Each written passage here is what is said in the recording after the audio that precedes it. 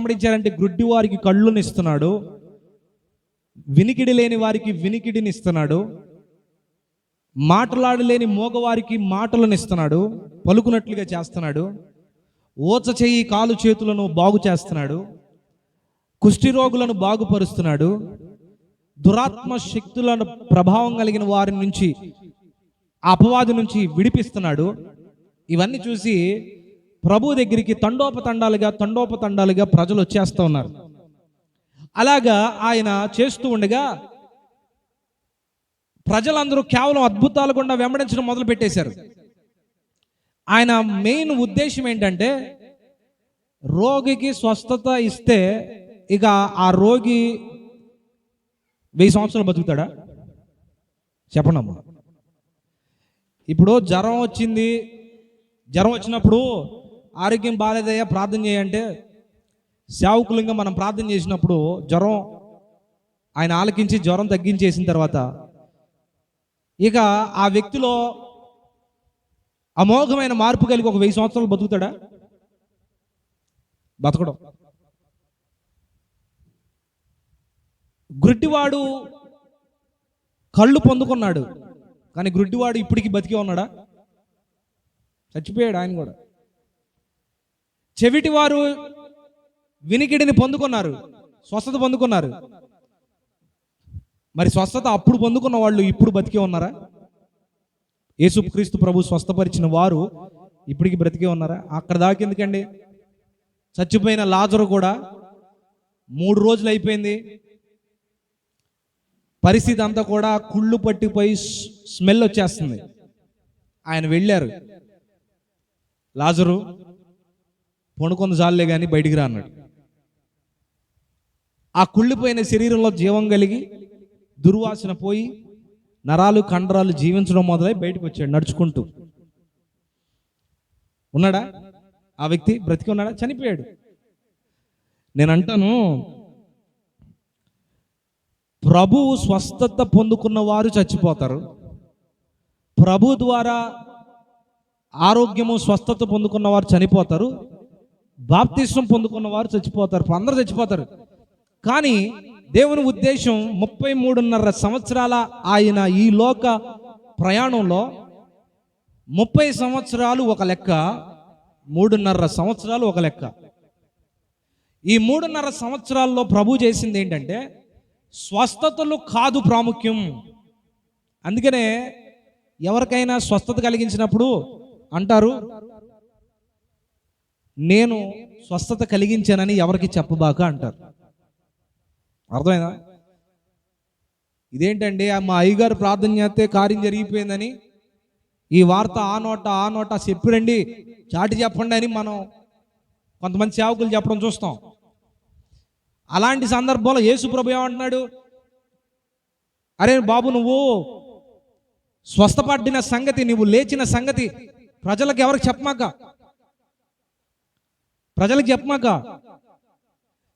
నీవు దేవుని మందిరానికి వెళ్ళి నువ్వు కృతజ్ఞత కానుకను చెల్లించి దేవుని మహిమపరిచి, అంతేగాని ప్రజలకు తెలియచేయి మాకు. ఎందుకో తెలుసా? ఎందుకు తెలియచేయద్దు అంటాడు తెలుసా? దేవుని వాక్యాన్ని పక్కన పెట్టి స్వస్థతల కొరకే ఆయన వెంబడిస్తారు అని.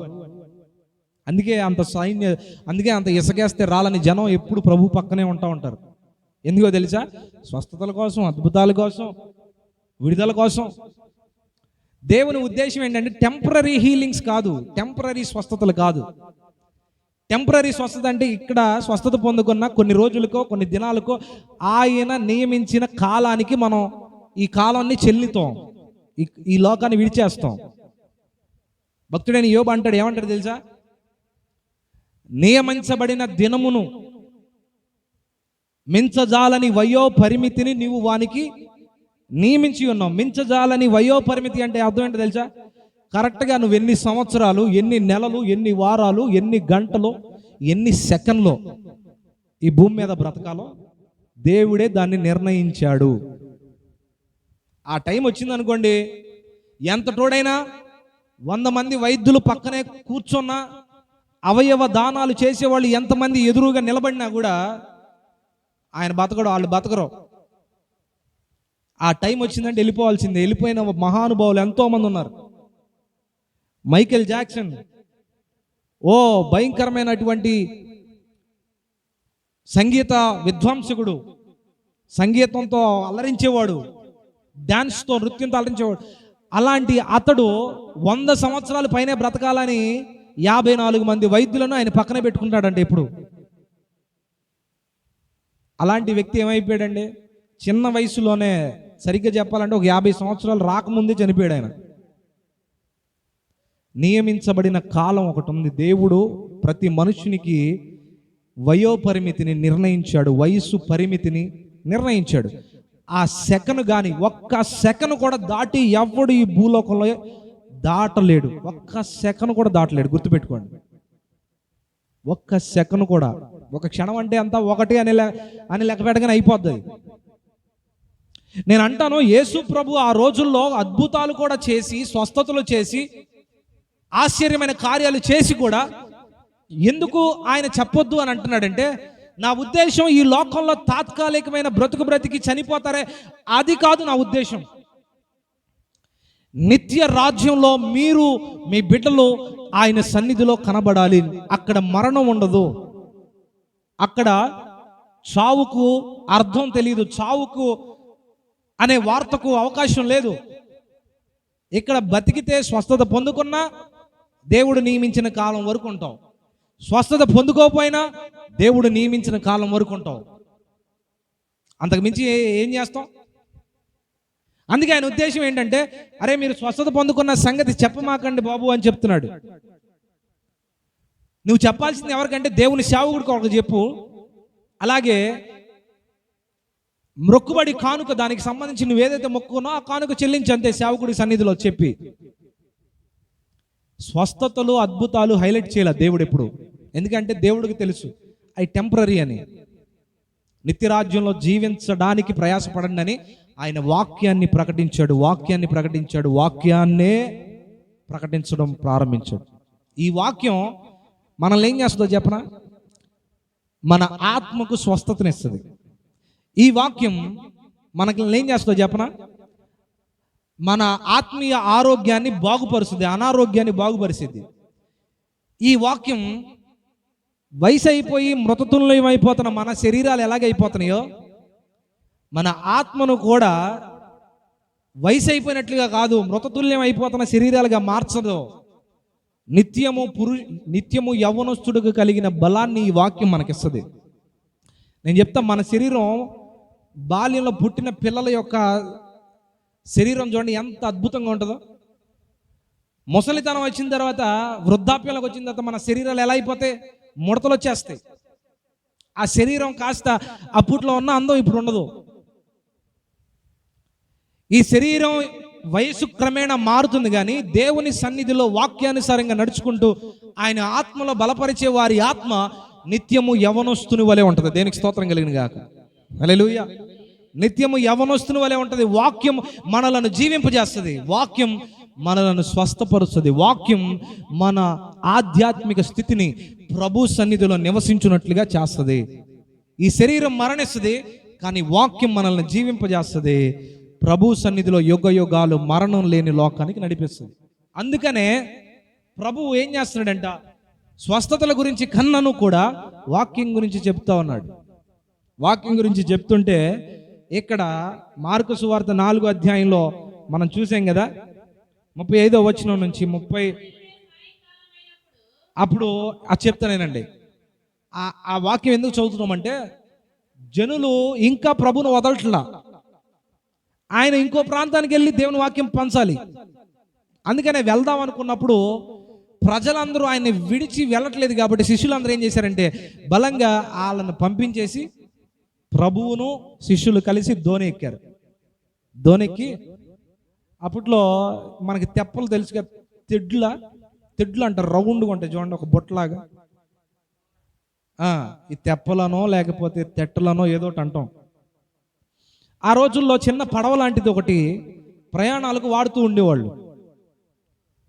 ఎందుకంటే ఇశ్రాయేలు దేశం చుట్టూ సముద్రమే ఉంటుంది. పట్టుమని 2-3 గంటలు ప్రయాణం చేస్తే వేరే దేశానికి వెళ్ళిపోతాం. అర్థమవుతుందండి? అలాగా చిన్న చిన్న దీవుల్లో దేవుడు సువార్తను అందించాడు. సువార్త వాక్యమే ప్రాముఖ్యం కాబట్టి వాక్యాన్ని ప్రకటిస్తూ ప్రకటిస్తూ వెళ్తా ఉన్నప్పుడు ఇలాంటి వెంబడించేవారు, స్వస్థతలు వెంబడించే వాళ్ళు అందరూ అక్కడే ఉన్నారు. ఇక ఆయన వదలట్లేదు, ఊపిరాడనీయక చేసే పరిస్థితులు వచ్చేసి. అందుకే శిష్యులు జోక్యం చేసుకుని ఏమంటారంటే, దేవునికి ఎస్కార్ట్గా నిలబడి, బాబు ఇక మీరు వెళ్ళాల్సింది వెళ్ళండి అని తరిమి వారిని పంపించేసి ప్రభువును ఈయన కలిసి వేరే దోణి అద్దరికి వెళ్ళాలి, వేరే ప్రాంతానికి వెళ్ళాలి. కనుక వీళ్ళందరూ కూడా దోణి ఎక్కారు, వెళ్తున్నారు. కొంతమంది పడవలో కూడా వెంబడిస్తున్నారు. అయితే వీళ్ళు ఎప్పుడైతే సముద్రంలోకి ఎంటర్ అయ్యారో ప్రభు అప్పుడు దాకా ప్రార్థనలు చేసి వాక్యం చెప్పి కొంతగా ఏదో మనుష్య రీతిగా ఉన్నాడు కదండి, మనకి ఏ నొప్పి కలిగితే ఆయనకి అదే నొప్పి కలిగిద్ది. ఎందుకంటే ఆయన 100% దేవుడు, 100% మనిషి. ఈ లోకంలోకి మనిషి రీతిగా వచ్చాడు కదండి. మనుషుడికి ఈ దాహం ఉంటుంది, దప్పిక ఉంటుంది, ఆకలి ఉంటుంది, నొప్పి ఉంటుంది, బాధ ఉంటుంది, అన్నీ ఉంటాయి. ప్రభువు కూడా అలాంటివే అనుభవించాడు ఆయన.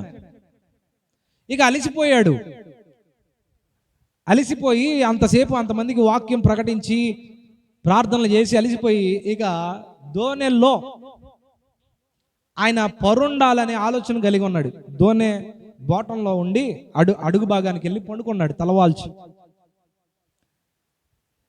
వాస్తవానికి ఆయన అలిసిపోయే దేవుడు కాదులేండి, ఆయన అలిసిపోయే దేవుడు కాదు. కానీ ఇక్కడ శిష్యులను, వారి విశ్వాసాన్ని పరీక్షించాలని ఆలోచన కలిగింది ఆయనకి. ఎందుకు కలిగిందంటే, వాళ్ళ కళ్ళతోనే చూసారా గుడ్డోడికి కళ్ళు వచ్చినాయి, వారి కళ్ళతోనే చూసారా ఈ వంకర తిరిగిపోయి పెరాలసిస్ వచ్చి వంకరలు తిరిగిపోయిన చేతులన్నీ బాగుగా అయిపోయి మామూలు అయిపోయినాయి. వాళ్ళ కళ్ళారని చూసారా మాట్లాడలేని మూగవాడు కూడా మాట్లాడడం మొదలుపెట్టాడు. వారి కళ్ళలోనే చూశారుగా దురాత్మ క్రియలు పట్టిన వాళ్ళు విలవిలలాడి వెళ్ళిపోవటం చూశారు. ఇన్ని చూశారు కదా, అసలు ఈళ్ళల్లో విశ్వాసం ఎంత ఉంటుందని ప్రభు ప్రశ్నించాలి, తెలుసుకోవాలి అని అనుకుని ఒక ఓడ ఒడ్డునకు వెళ్ళి అదే ఆ పడవలో అడుగున భాగంలో పండుకున్న తర్వాత చక్కగా ప్రయాణం కొనసాగుతూ ఉంది. అకస్మాత్తుగా ఏమైందో తెలుసా, అలలు పెరగడం మొదలైంది. భయంకరమైన గాలి దానికి తోడైంది, సుడిగాలి వంటి గాలులు దానికి తోడైనాయి.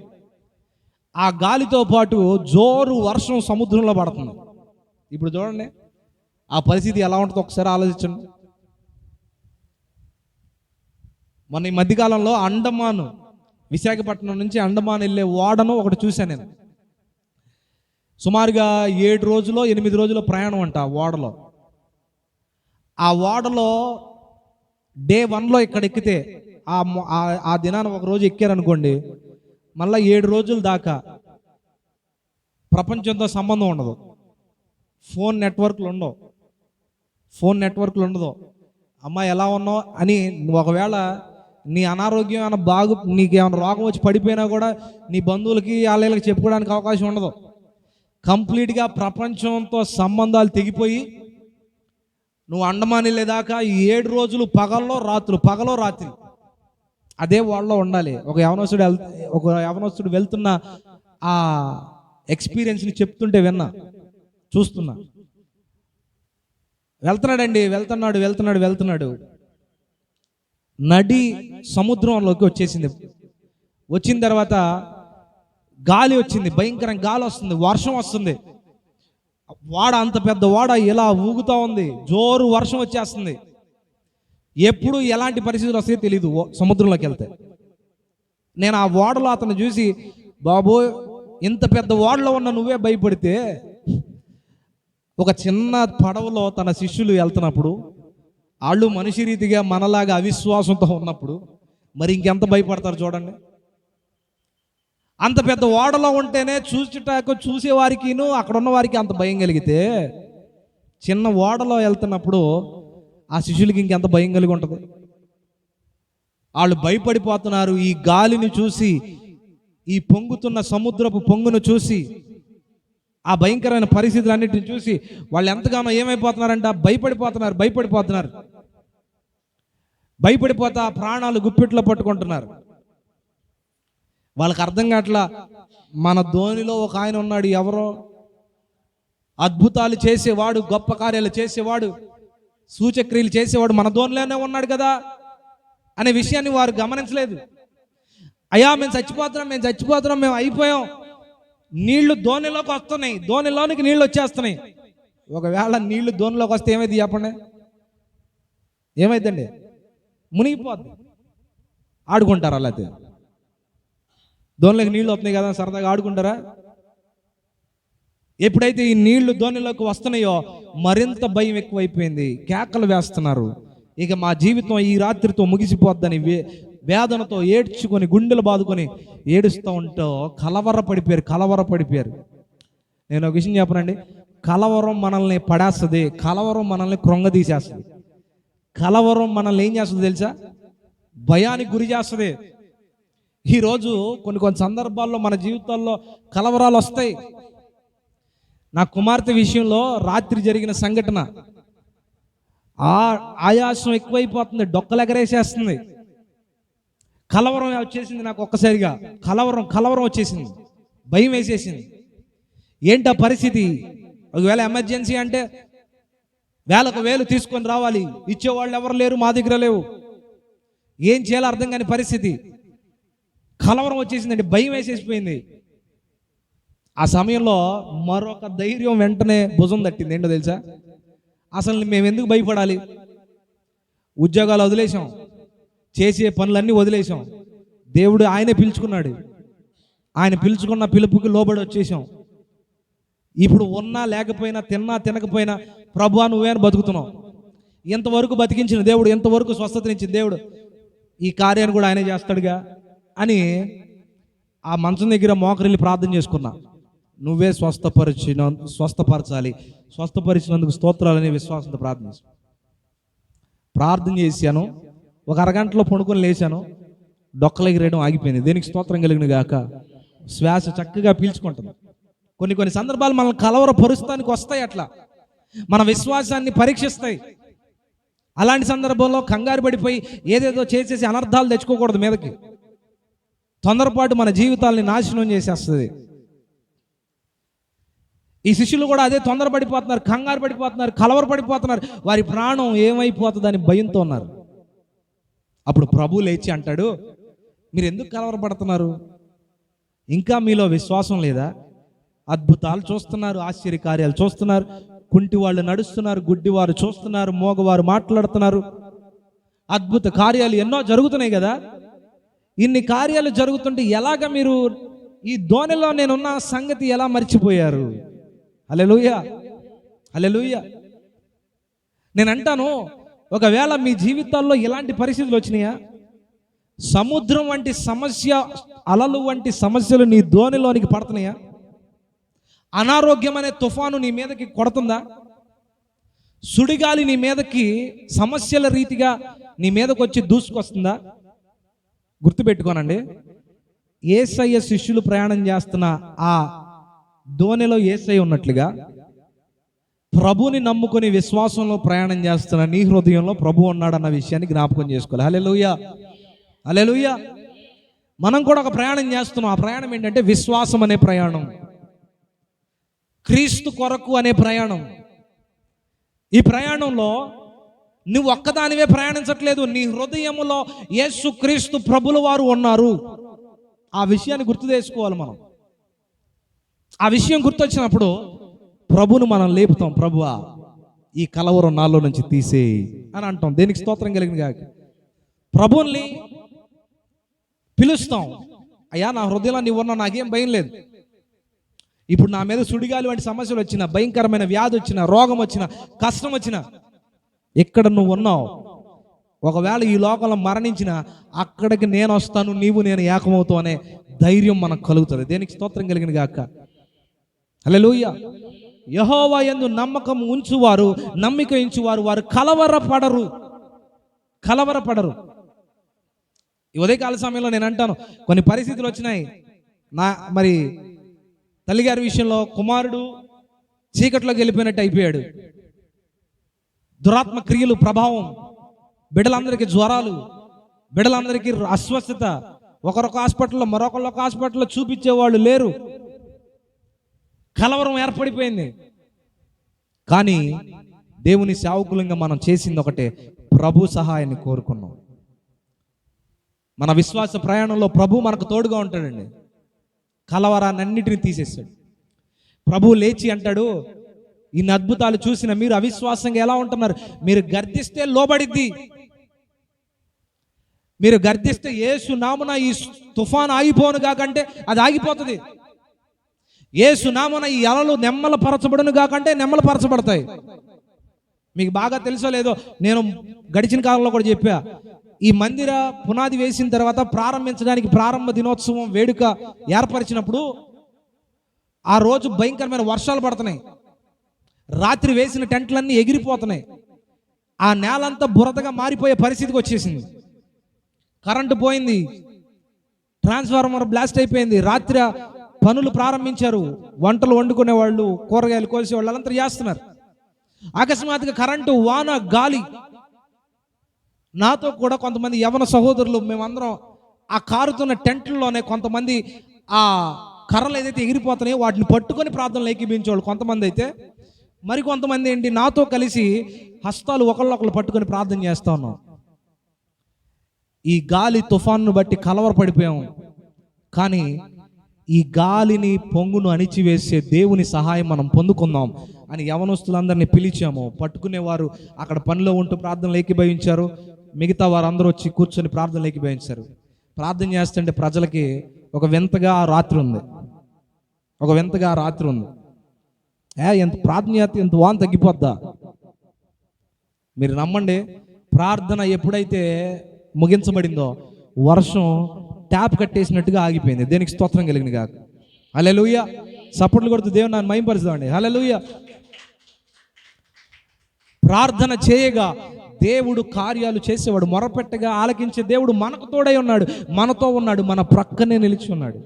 మీరు అనుకుంటారు ఇంట్లో ఒక్కదాన్నే ఉంటే నేను ఒక్కదాన్నే ఉంటున్నాను ఆయన భయపడతా ఉంటారు. లేదు, విశ్వాసంతో మీరు పిలవండి, ప్రభు నీతోనే ఉంటాడు, నీ పక్కనే ఉంటాడు. దేనికి స్తోత్రం కలిగిన గాక. హల్లెలూయా, హల్లెలూయా. ఒంటరిగా ఉండేవాళ్ళు ఎంతమంది లేరు? నాయనమ్మ ఒక్కతే ఉంటుంది, సేవకురాలు ఒక్కతే ఉంటుంది. మీలో కొంతమంది ఒంటరిగానే ఉంటారు. రాత్రి కలుగు భయము, పాములు వస్తే, తేళ్ళు వస్తే భయం లేకుండా ఎలా ఉండగలుగుతున్నారు? దేవుడు మీకు తోడై ఉన్నాడనే విశ్వాసం మీకు ఉండాలి. దేనికి స్తోత్రం కలిగిన గాక. అలా ఉండగనకే మీరు ఉండగలుగుతున్నారు. కొంతమంది ఉండలేరు అలాగా. ఆశ్చర్యం వేసి కొంతమంది ఇల్లుని చూసి అమ్మో పాములు తేళ్ళు వచ్చే ప్రమాదం ఉంది కదా, అయినా కూడా ఆటి దారి అయ్యే మా దారి మాదే, దేవుడు వాటి దారి మళ్ళిస్తాడు. దేనికి స్తోత్రం కలిగిన గాక. ఎప్పుడైతే ప్రార్థన చేశాడో ఆ భయంకరమైన గాలి, తుఫాను, సముద్రం ఆ పడవలోకి అలలు పొంగుతున్నప్పటికీ కూడా ఏమైపోయిందో తెలుసా? ధైర్యంగా నిలబడగలిగారు. ఎందుకో తెలుసా? దేవుడు లేచి వాటిని ఆజ్ఞాపించాడు. ఏ సముద్రమా, నెమ్మలమైపోమని నిన్ను ఆజ్ఞాపిస్తున్నా అనగానే ఒక్కసారిగా సైలెంట్ అయిపోయింది. దేనికి స్తోత్రం కలిగిన గాక. హల్లెలూయా. ఏ గాలి, నిన్ను ఆజ్ఞాపిస్తున్నా, సుడిగాలి నువ్వు నెమ్మలమైపోవాలి అనగానే సుడిగాలి, తుఫాను కూడా ఆగిపోయింది. జోరు వర్షం, భయంకరమైన వర్షం. వర్షమా, నిన్ను ఆజ్ఞాపిస్తున్నా, ఆగిపో. ఎలా ఉందో తెలుసా? ప్రశాంతమైన వాతావరణంలో అద్దరికి చేరారు. దేనికి స్తోత్రం కలిగిన గాక. హల్లెలూయా. నేను ఈ ఉదయకాల సమయం ఏమంటానంటే, కలవరపడిచే సందర్భాలు ఈ రోజుల్లో విశ్వాస ప్రయాణంలో ఉన్న మనకి సముద్రం వంటి తుఫాను మన అలల మీదకి వస్తున్నట్లుగా, మన ఇంటి మీదకి వస్తున్నట్లుగా, మన కుటుంబం మీదకి వస్తున్నట్టుగా కనబడతాయి. తుఫాను మనల్ని చెల్లాచెదురు చేస్తున్నట్లు కనబడతాయి. గాలి మనల్ని కొట్టి పడేస్తున్నట్లుగా కనబడుతుంది. కానీ నువ్వు గుర్తుపెట్టుకో, ఏంటో తెలుసా? నా హృదయంలో యేసయ్య ఉన్నాడు. పొంగుతున్న ఈ సముద్రాన్ని అణిచిన దేవుడు నా కుటుంబంలోకి వచ్చిన సమస్యను కూడా అణిచివేస్తాడు. తుఫాను నా మీదకి దాడి చేస్తుండగా ఆ తుఫాను వంటి శ్రమల నుంచి నా దేవుడు నన్ను నెమ్మదిపరిచి ప్రశాంతంగా ఉంచుతాడు. ప్రశాంతంగా మనలను అద్దరికి చేరుస్తాడు. నడి సముద్రంలో మార్గం తెలియని నీకు మార్గాన్ని సిద్ధపరిచి క్షేమకరంగా క్షేమ సమభూమి పైన ఆయన నిన్ను నిలువబెడతాడు. దేనికి స్తోత్రం కలిగిన గాక. హల్లెలూయా. నీ సమస్యలలో నుండి ఆయన క్షేమంగా నిన్ను బయటికి తీసుకురావడం కాదు, ప్రశాంతంగా నీకు క్షేమాభివృద్ధిని కలుగజేసే స్థలంలో నిన్ను నిలబెడతాడు. దేనికి స్తోత్రం కలిగిన గాక. కుటుంబం అలజడి అలజడి అలజడిగా మారిపోయిందా? దోణె తుఫానులో వెళ్తున్నప్పుడు, సముద్రం కొడుతున్నప్పుడు ఇటు పడుతుంది, మళ్ళీ ఇటు నుంచి అటు పడుతుంది, అటు నుంచి ఇటు పడుతుంది. కుటుంబంలో కూడా కొన్ని పరిస్థితులు ఇటు పడినట్టు ఉంటుంది, మళ్ళీ అటు పడినట్టు ఉంటుంది. ఇక ఏం చేస్తున్నామో అర్థం కాని పరిస్థితులకు వెళ్ళిపోద్ది. ఆ నావను సమాధానపరిచి, సముద్రాన్ని సమాధానపరిచి, ఇదిగో పరిస్థితులన్నిటిని నెమ్మదిపరిచిన దేవుడు, ఆకాశము పైన, సముద్రము పైన, గాలి పైన అధికారం కలిగిన దేవుడు, ప్రకృతిని శాసించగలిగిన దేవుడు ఈరోజు నీ సమస్యను శాసించలేడా? ఈరోజు నీ సమస్యను శాసించలేడా? నీ రోగాన్ని శాసించలేడా? నీ పరిస్థితులన్నిటిని సమాధానపరచలేడా? సమాధానపరిచేవాడు మనకు తోడై ఉన్నాడు. సముద్రపు పొంగును అణిచివేసేవాడు మనకు తోడై ఉన్నాడు. దేనికి స్తోత్రం కలిగిన గాక. హల్లెలూయా. ఈరోజు కలవరపడకూడదు. అందుకే భక్తుడైన యేసన్న గారు ఒక మాట, కలవరపడినే కొండల వైపు నా కన్నులేతుదునా, కొండల వైపు నా కన్నులేతి కొదువతో నేను కుమిలెదనా, కొదువతో నేను కుమిలెదనా. నీవు నాకుండగా, నీవే నా అండగా, నీవు నాకుండ, ఆయన నీకుండగా, నీవే నా అండగా, నీవేనా, నీవేనా, నీవేనా, నీవేనా ఆత్మదాహము తీర్చిన, వెంబడించిన బండవు, కొండల వైపు నా కన్నులేతి కొదువతో నిన్ను కుమిలెదనా, కొదువతో నేను కలవరపడినే కొండల వైపు నా కన్నులేతుదునా, కలవరపడినే కొండల వైపు నా కన్నులేతుదునా. హల్లెలూయా. కలవర పడకూడదండి మనం. కలవరం మనల్ని కృంగ తీసేస్తుంది. కలవరానికే కలవరం పుట్టించాలి మనం. దేనికి స్తోత్రం కలిగిన గాక. భయానికే భయం పుట్టించాలి. ఎందుకంటే అసలు సృష్టికర్త అయిన దేవుడు, శాసించే దేవుడు నాకు ఉన్నాడు, నాతో ఉన్నాడు, నాలో ఉన్నాడు. ఎందుకు భయపడాలి? ఇంకా యెహోవా యందు నమ్మిక ఉంచు వారు కదలక స్థిరంగా ఉంటారు. ఈరోజు నా నావలో యేసై ఉన్నాడు, నా హృదయంలో యేసై ఉన్నాడు, నీ హృదయంలో యేసై ఉన్నాడు, నీ ఇంటిలో యేసై ఉన్నాడు, నీ ప్రక్కన ఆయన ఉన్నాడు. కలవరపరిచే సందర్భాలు వచ్చినా ధైర్యంగా నీవే ఆ సమస్యను శాసించదువుగాక. ఆ అధికారం నా దేవుడు నీకు ఇస్తున్నాడు. ఆ అధికారంతో నీవు దేవుని అధికారంతో నీ సమస్యను శాసించదువుగాక. ఏమని చెప్పాలి తెలుసా? యేసు నామమున ఈ సమస్య నా నుంచి పోవునుగాక, యేసు నామమున ఈ సమస్య నా కుటుంబం నుంచి పోవునుగాక, యేసు నామమున ఈ రోగం నా బిడ్డను విడిచి వెళ్ళిపోనుగాక, యేసు నామమున నా భర్తను ఈ రోగం విడిచి వెళ్ళిపోనుగాక, యేసు నామమున కుటుంబం సమాధానపరచబడునుగాక అని గర్దించాలి. ధైర్యం ఏంటో తెలుసా? సాతాను గాడు అంటాడు, ఏంటమ్మా నీ ధైర్యం అంటే, నా నావలో, నా హృదయంలో యేసయ్య ఉన్నాడే. యేసయ్య ఉంటే నీకేంట్రా భయపడేది అని అనాలి మనం విశ్వాసంతో. అప్పుడు సాతాను గాడు అంటాడు, అమ్మో వీళ్ళకున్న ధైర్యం మామూలు ధైర్యం కాదు. డబ్బు అంటే పడిపోయేవాళ్ళు, బలం అంటే పడిపోయేవాళ్ళు, అసలు అన్నీ కాదు, లోకం అంతా కాదు, కానీ అసలు ఈ సృష్టికర్తని దేవుడే వీళ్ళకి తోడై ఉన్నాడని వీళ్ళకి తెలిసిపోయింది. ఇక నేను వీళ్ళని ఏం చేస్తాను అని మీ దగ్గర నుంచి పారిపోతాడు. దేనికి స్తోత్రం కలిగిన గాక. హల్లెలూయా. కనుక కలవర పడకూడదండి మనం. కలవరాన్ని విడిచిపెట్టదుమా గాక. నా దేవుడు నీకు తోడేయండి, సహాయం చేయను గాక. కలవరాలన్నిటినీ నా దేవుడు సమాధానపరచును గాక. హల్లెలూయా. తలలు వంచండి, ప్రార్థన చేసుకుందాం. హల్లెలూయా, హల్లెలూయా.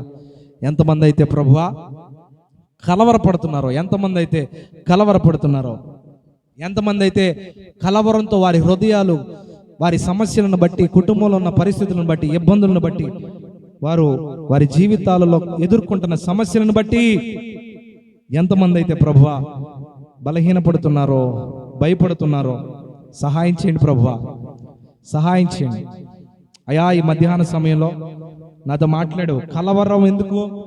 నీ హృదయంలో నేను ఉన్నానుగా, నీ హృదయంలో నేను ఉన్నాను కదా, కలవరం ఎందుకు అని ప్రభు తెలియజేస్తూ ఉండగా, కలవరపడాల్సినంత అవసరం ఏంటి? ఏ కలవరంతో బాధపడుతున్నావు నాకు తెలియదు, కానీ ఈ ఉదయకాల సమయం నీతో మాట్లాడితే బిగ్గరగా హల్లెలూయా చెప్దాం. హల్లెలూయా, హల్లెలూయా, హల్లెలూయా. ప్రభువా, ఈ సమయంలో నాయనా నీ బిడ్డలు ఇంతవరకు వాక్యాన్ని ఆలకించి ఉన్నారు. వారి కలవరాల్లో నుంచి నీవు విడిపించుచున్నందుకే స్తోత్రం. నీ బిడ్డలో నీ శిష్యులు ప్రభువా, దోనె మునిగిపోతుందేమో, అలలు మీదకు వస్తున్నాయి, సుడిగాలి మీదకు వస్తుంది, ఏం చేయాలో అర్థం కాని పరిస్థితిలో ఉన్నాం, పరిస్థితి తారుమారైపోతుందని బాధపడుతున్నారు, కలవరపడుతున్నారు. కానీ నీ బిడ్డలను ధైర్యపరిచి విశ్వాసంతో మీరు గర్దిస్తే అవి లోబడతాయి అని తెలియచేశారు. సముద్రపు పొంగును అణిచేశావు, భయంకరమైన సుడిగాలిని సమాధానపరిచావు, తుఫానును అణిచివేశావు, నా సమస్యలను కూడా అణిచివేస్తున్న దేవా నీకు స్తోత్రాలు, నా బలహీనతను అణిచివేస్తున్న దేవా నీకు స్తోత్రాలు, నా మీదకి తిరుగుబాటు చేస్తున్న అపవాది బాణములను విర్రగొట్టుచున్న దేవా నీకు స్తోత్రాలు. ఈ ఉదయకాల సమయంలో ఎంతమంది అయితే ఈ పరిస్థితులు కూడా నడిపించబడుతున్నారో ధైర్యంగా ఉండండి. నీతో యేసయ్య ఉన్నాడు. ధోనిలో యేసయ్య ఉన్నట్లుగా విశ్వాస ప్రయాణంలో నడిపించబడుతున్న నీకు ఈ సముద్రము, తుఫాను, గాలి నిన్ను కలవరపరుస్తున్నాయా? కలవరాలన్నింటినీ అణిచివేసే దేవుడు నీతో ఉన్నాడు. ఆయన నీతో ఉండగా ఎవడు నిన్ను పాడు చేయగలడు? ఎవడు నిన్ను నశింప చేయగలడు? అపవాదిని ఎదిరించే శక్తి నా దేవుడు నీకే అనుగ్రహించాడు. నీవు విశ్వాసంతో ప్రకటించడమే, విశ్వాసముతో ప్రకటించు. నీ సమస్య పైన విజయాన్ని ఇచ్చే దేవుడు నీతో ఉన్నాడు. ఈ ఉదయకాల సమయంలో నా దేవుడు అట్టి కృప మీ అందరికీ అనుగ్రహించును గాక. ఎంతవరకు వాడుకున్నందుకై నీకు స్తోత్రాలు. నీ బిడ్డలను ప్రభువా వాడుకున్నందుకే నీకు నీతో మాట్లాడినందుకు, నీ బిడ్డలతో మాట్లాడినందుకు నీకు స్తోత్రాలు. వెత్తబడిన ఈ వాక్యం బిడ్డల హృదయాల్లో ఫలభరితంగా మార్చి నీరు కట్టి ఫలింపజేసి వారి జీవితాల్లో గొప్ప కార్యం జరిగించమని నజరుడైన యేసునామమున ప్రార్థిస్తూ దీవిస్తూ నీ చేతులకు అప్పగిస్తున్నాను తండ్రి. ఆమేన్, ఆమేన్, ఆమేన్. అలాగే ప్రార్థనలో ఉండండి. బల్ల సమీపించబోచుండగా అందరూ ప్రార్థనలు ఏకీభవించండి. రొట్టె, ద్రాక్షరసం ఎవరెవరైతే తీసుకోబోతున్నారో వారందరూ ప్రార్థనలో ఉండండి. చూపు ద్వారా,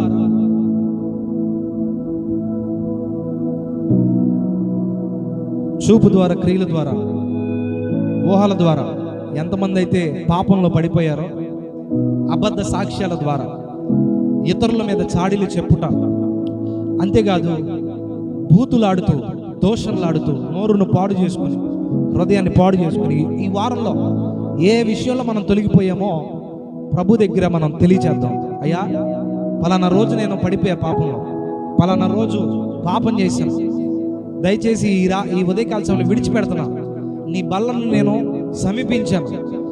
రొట్టె, బల్ల ఎలా పడితే అలా తీసుకోకూడదని నీ వాక్యం సెలవిస్తాం.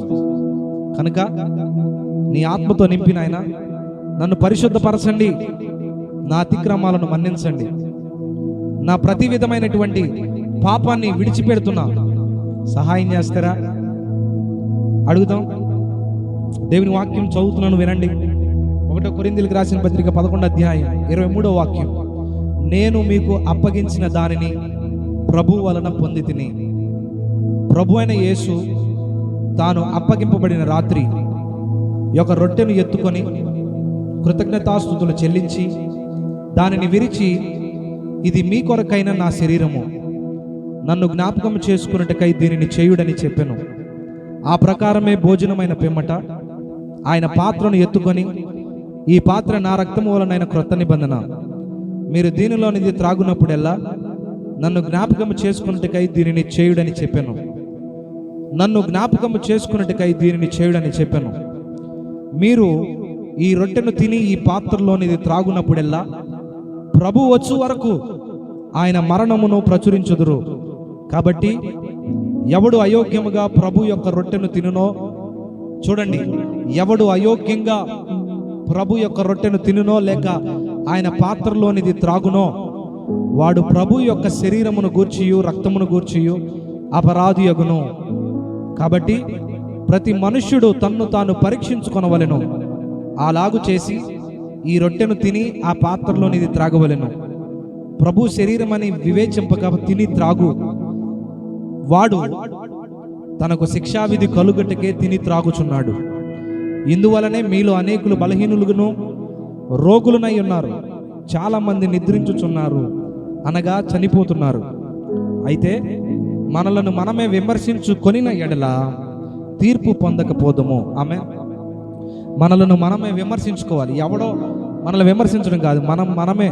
నేను పాపం చేశానయ్యా, అక్కడ తొలగిపోయాను, ఇక్కడ పడిపోయాను, చూపు ద్వారా, ఊహల ద్వారా, క్రియల ద్వారా, కళల ద్వారా కూడా నేను పాపం చేశాను. దయచేసి ఈ పాపం నుంచి నన్ను విడిపించండియ్యా, నీ సన్నిధిలో ఒప్పుకుంటున్నాను. యేసు రక్తం సమస్త పాపముల నుండి పవిత్రులుగా చేయను. ఆయన రక్తం నీ మీద ప్రోక్షించమని అడుగు. విడిచిపెడుతున్నానయ్యా అని అడిగితే కన్నీటి నీ ప్రార్థన ఆలకించి నిన్ను పరిశుద్ధపరుస్తాడు. ఈ బల్లలో ఆయన రక్తాన్ని, ఆయన శరీరాన్ని తీసుకునే యోగ్యతని దేవుడు నీకు ఇస్తాడు.